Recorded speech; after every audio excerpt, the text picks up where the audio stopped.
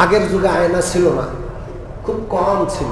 হযরত আব্দুল কাদের জিলানী রহমতুল্লাহ আলাইকে কেউ একজন বড় বাদশাহ আয়না হাদিয়া দিছে। কোন একজন বাদশাহ আব্দুল কাদের জিলানীকে আয়না গিফট করছে। তো প্রত্যেক দিন নামাজ পড়তে যখন পাগড়ি পরেন আব্দুল কাদের জিলানী রহমতুল্লাহ আলাই, তখন আয়নাটা একবার দেখেন, নিজেকে দেখেন কেমন লাগে। খাদেম সাহেব একদিন আয়না পরিষ্কার করতে গিয়ে, আয়না রাখতে গিয়ে হাত থেকে আয়নাটা পড়ে ভেঙে গেছে। খাদেম সাহেব তো ভয়ে অস্থির যে হুজুর কি যে শাস্তি দেন।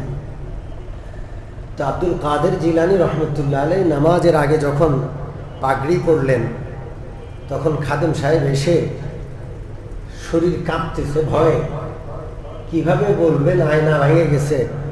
তখন একটা কবিতার মাধ্যমে খাদেম সাহেব বলছেন, আজ কাজা আয়নায় চিনি শিকাস, আজ কাজা আয়নায় চিনি শিকাস।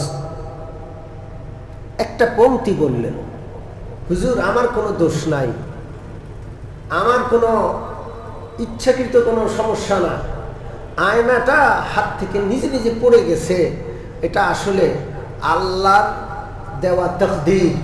প্রত্যেকটা জিনিস ওই পর্যন্ত থাকবে যে পর্যন্ত আল্লাহ চান, যখন আল্লাহ চাইবেন তখন আবার শেষ হয়ে যাবে।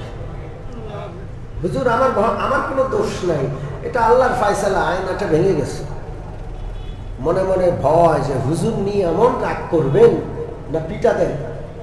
কিন্তু হযরত আব্দুল কাদের জিলানী তো আল্লাহর ওলি।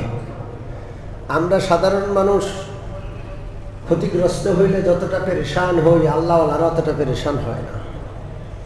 এই জন্য হযরত আব্দুল কাদের হেসে দিলেন জিলানী রহমতুল্লাহ আলাইহি।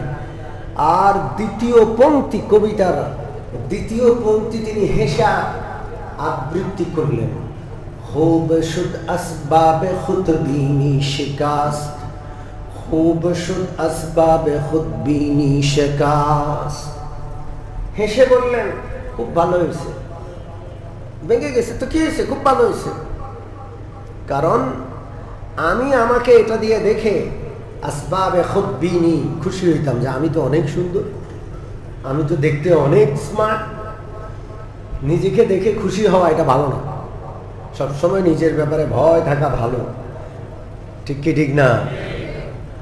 খুব ভালো হয়েছে, এটা দেখে আমি নিজেকে খুব ভালো মনে করতাম, খুশি হইতাম, এটা ভেঙে গেছে, ভালো হয়েছে, এত চিন্তা নাই, পেরেশান হওয়ার দরকার নাই।